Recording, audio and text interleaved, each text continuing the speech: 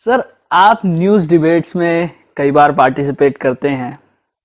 पिछले साल मैं दर्शकों को याद दिला दूं, एक मीम बड़ा चला था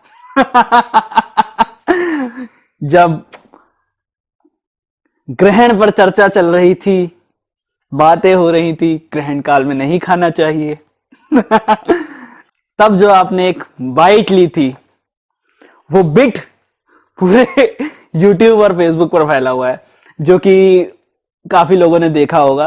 ग्रहण काल में कभी भी बाहर नहीं निकलना चाहिए, सूतक काल में भोजन आदि नहीं करना चाहिए। उमाकांतानंद जी ने बहुत अच्छी बात कही कि उससे जठराग्नि जो है कमजोर हो जाती है, ग्रहण काल में आपके लिए हानिकारक हो जाते हैं। राजकुमार जी, आप बोल रहे हैं कि आप कुछ खाइए मत। गौहर रजा साहब कुछ खाते हुए ये जताने की कोशिश कर रहे हैं कि खाना एक सामान्य प्रक्रिया है।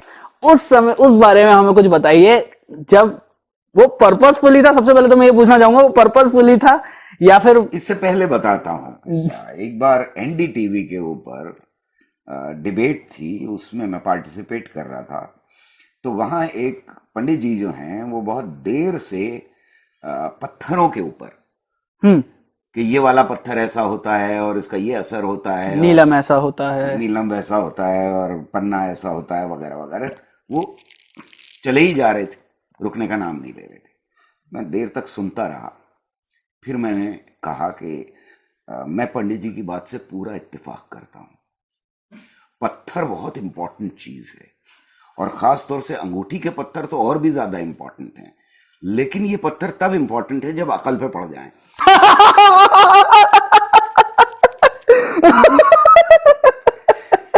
तो वो भी इतना ही मशहूर हुआ था, वो भी बहुत रिपीट किया गया था, बहुत हंगामा हुआ था उसके ऊपर कि ये क्या स्टेटमेंट दे दिया। एक शायद और था सर, जब शायद केदारनाथ में बाढ़ आई थी, बादल फटे थे, तब भी शायद एक आया था कि एक पंडित जी न्यूटन का प्रिंसिपल बता रहे थे, एक्शन और रिएक्शन का।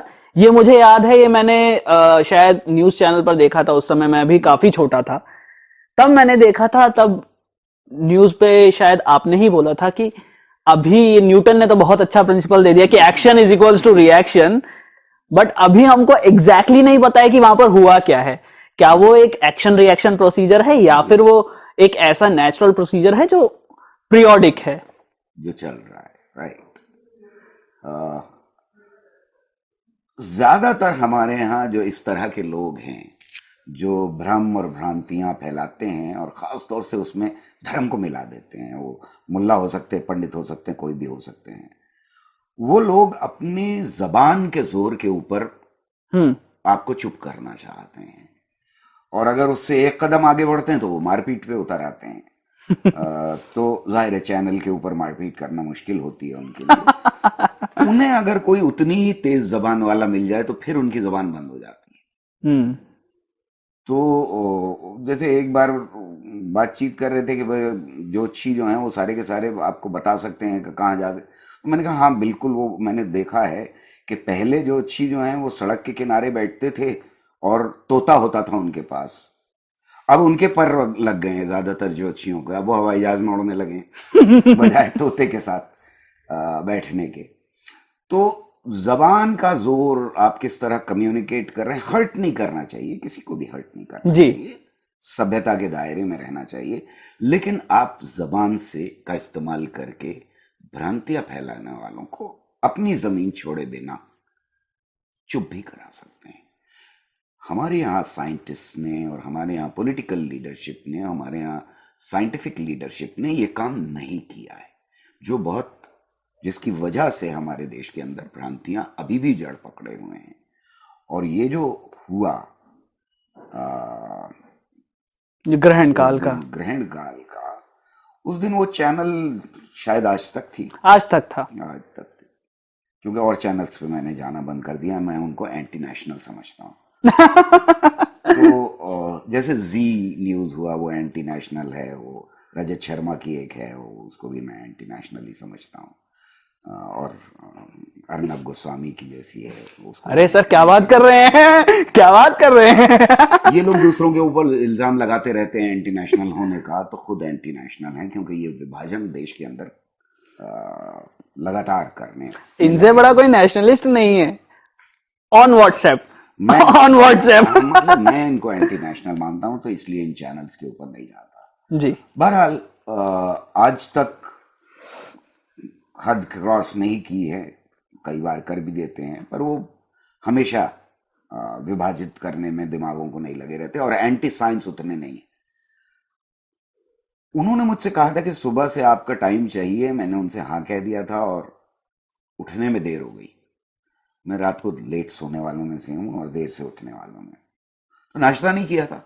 मैंने सोचा लंबा 2-2.5 घंटे का प्रोग्राम होगा, तो अपना नाश्ता जो है आधा अधूरा यहाँ से करके और वहीं उस कमरे में बराबर के ले गया जहाँ बैठ के मुझे ये करना था, वहीं रखा हुआ था।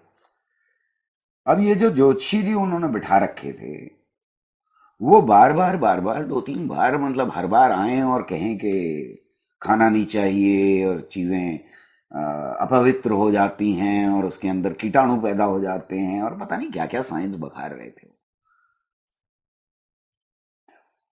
एक बार सुन लिया, सोचा ब्रेक होगा तो खाऊंगा, अगली बार फिर आ गए ब्रेक के बाद, तो जो बचा हुआ था वो मैंने उठा करके खाना शुरू कर दिया। मैंने कहा कि चलो, मुझे कोई एतराज नहीं। एंकर साहिबा ने तब याद दिलाया कि जहां आप बोल रहे हैं कि ग्रहण काल में खाना नहीं चाहिए, वहां सर आपको खाना खा के बता रहे हैं। हाँ, मतलब कभी कभी ऐसा होता है कि actions speak much more than words. जी। So that was one of the occasions जहां एक्शन वाज रिक्वायर्ड प्रोबेबली।